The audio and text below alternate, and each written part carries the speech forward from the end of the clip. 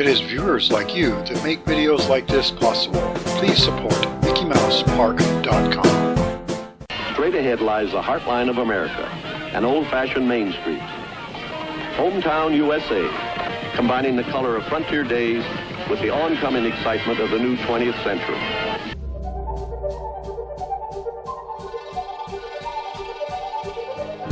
Like much of the rest of Disneyland, the railroad was built slightly smaller than full size. Both the train and its tracks are about 5/8 scale, making its cars 3 feet narrower than standard train cars. Its doorway is closer to 6 feet tall than 7, its track about 36 inches wide instead of the standard 56.5, friendlier and less intimidating.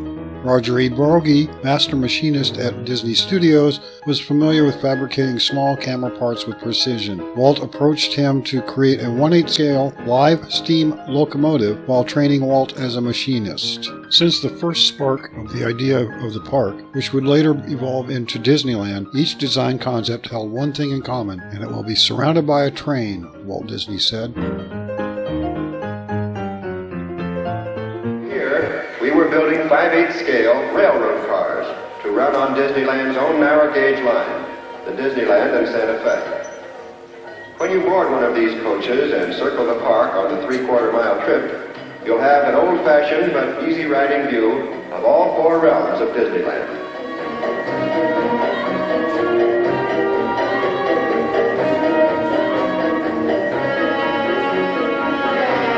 Like our many other projects, the Santa Fe and Disneyland Railroad was feeling the effects of the final push.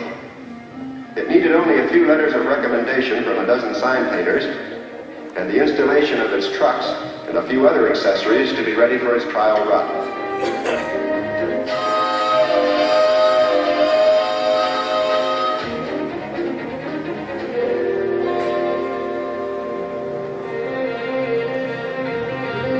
At this point, we felt much like our friend the beaver in the picture Lady and the Tramp. It's not so much the work as the doggone hauling. For now began the job of moving Disneyland to Disneyland.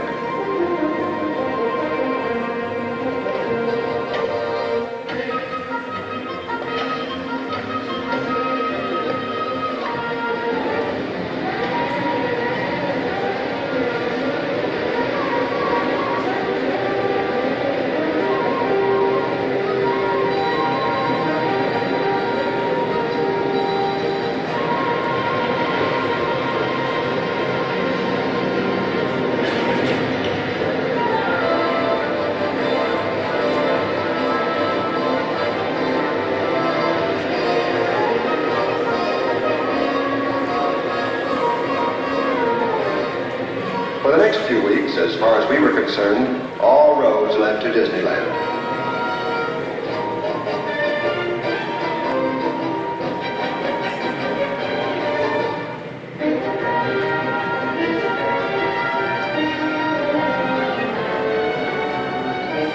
At Barham Boulevard, our trucks completed the first leg of the trip and turned onto the Hollywood Freeway. From here, straight on to Disneyland, it was a breeze.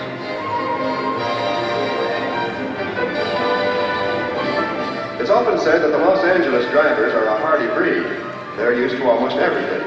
But when a man's missed his coffee and is late for work, a boxcar rolling down the freeway can be quite a surprise.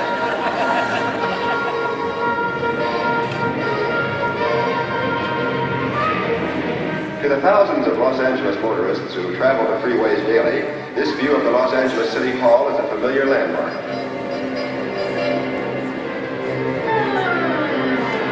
Once past downtown Los Angeles, we swing onto the Santa Ana Freeway toward the city of Anaheim.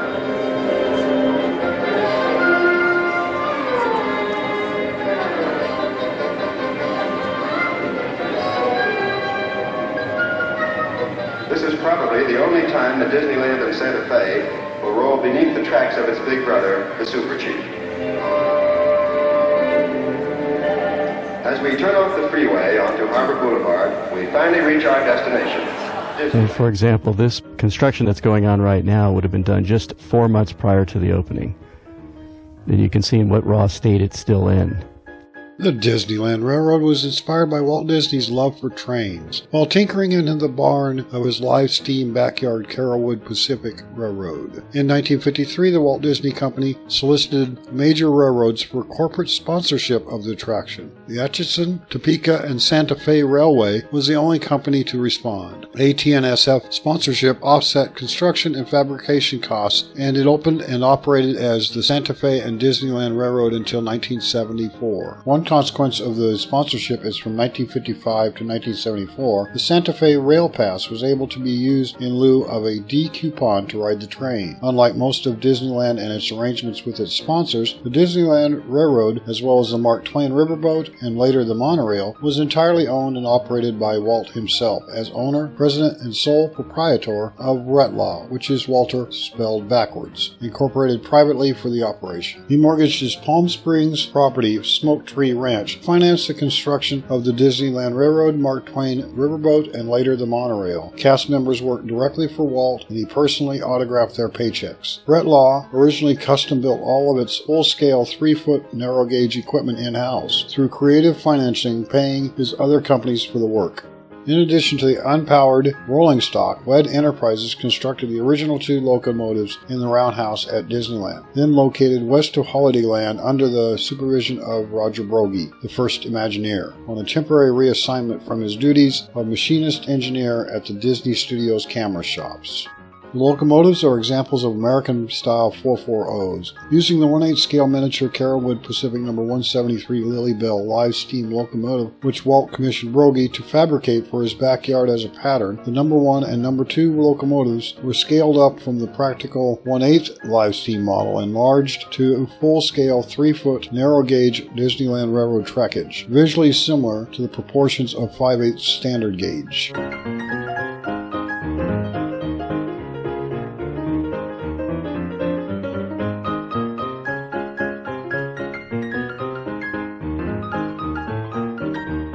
Under that tarp in the middle is what would eventually become the portrait of Mickey Mouse and flowers. It's amazing all the work going on, and that takes forever to get that portion of the scene complete.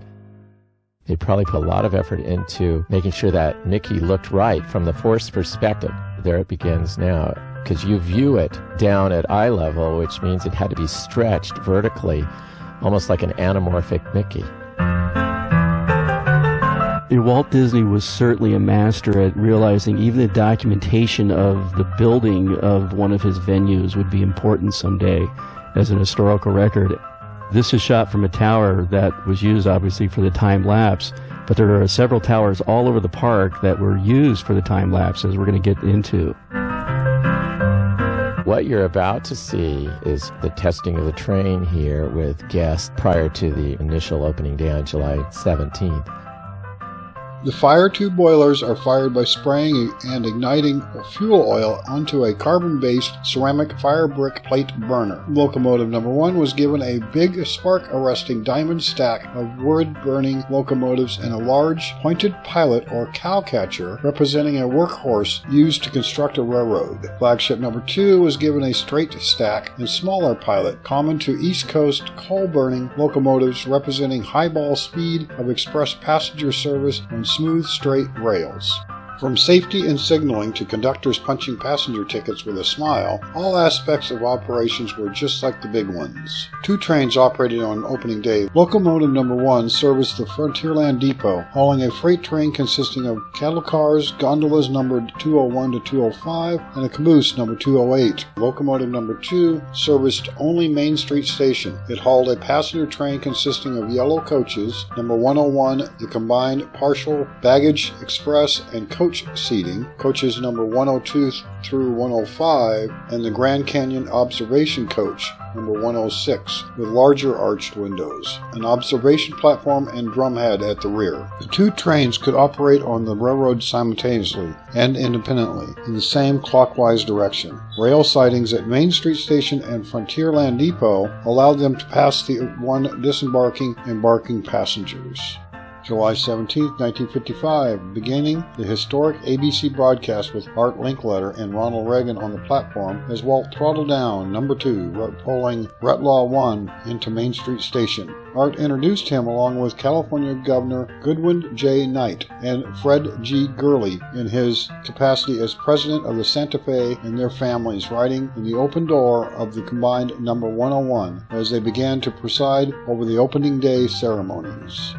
When the tracks were realigned to accommodate It's a Small World, the Fantasyland station was closed and the Tomorrowland station was built. The passing track at Main Street Station has been disconnected and now is only used to display a 3-foot narrow-gauge Kalamazoo handcar. The tracks at Frontierland Depot were moved several times and the passing track was removed completely. The original station was moved across the tracks and the New Orleans Square Frontierland station replaced it. Walt Disney dictated that 2 trains were to operate at all times, and it is not uncommon for 3 or 4 trains to operate simultaneously on busy days. Walt's railroading hobby qualified him with extensive experience operating steam locomotives, and guests frequently saw him making rounds of the park acting as engineer in a locomotive cab. As the park had grown and ridership increased, more trains were needed. When more trains were eventually added, the operation was changed. The trains no longer passed each other, and a Fantasyland station was built at Storybook Land.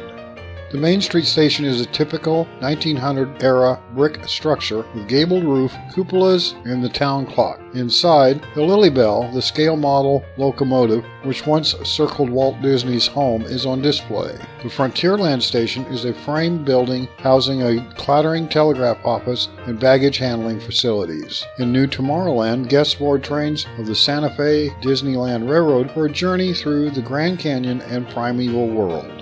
From Walt Disneyland Dictionary 1968 includes 5 trains, all of 1890 vintage or older. They depart regularly from the Main Street Station at Disneyland main entrance for a trip completely around the Magic Kingdom, with stops at Frontierland and Tomorrowland. Each land is viewed on the 1¼ mile journey, climaxed by a trip through the Grand Canyon and Primeval World.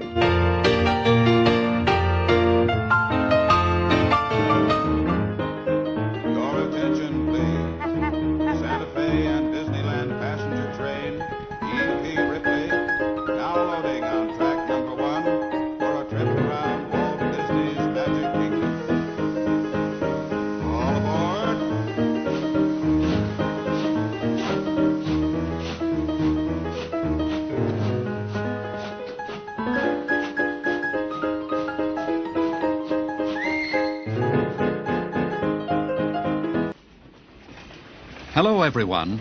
Welcome aboard the Disneyland Railroad. We are now beginning a grand circle tour around the Magic Kingdom. We'll be stopping at Frontierland and Tomorrowland before reaching the exciting climax of our trip, a journey across the rim of the Grand Canyon and into the spectacular Primeval World. Now, don't be surprised if you hear the roar of a lion or the trumpet of a wild bull elephant, because we're riding through the jungles of Adventureland, one of 7 themed lands here at Disneyland. Just ahead is the enchanting home of It's a Small World, Walt Disney's salute to children around the globe. Here, happy children sing, dance, and celebrate the common bonds of people everywhere. In front of this colorful attraction are the topiary gardens, where plants grow in the shapes of some rather unusual animals. In the distance is the ice-capped Matterhorn Mountain. We're now leaving the land of fantasy and entering the world of the future, Tomorrowland. We're now about to travel along the rim of the Grand Canyon. All the animals, trees, and birds you will see are typical of those actually found there.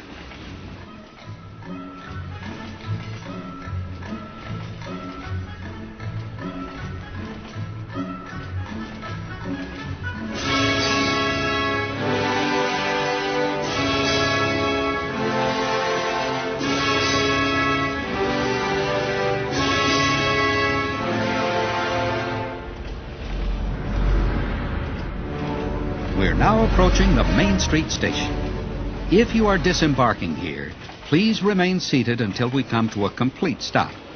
Then kindly gather your belongings and step carefully from the train. Thank you for traveling with us aboard the Disneyland Railroad. Specs: capacity 2,384 per hour, cycle time 17 minutes 30 seconds, trip time 12 minutes, trips per hour 10, distance traveled 6,215 feet, speed 4 miles per hour. Publicity photo of the CK Holiday outside the Roundhouse. Santa Fe and Disneyland Railroad trains are currently operating at Santa Margarita Ranch in San Luis Obispo.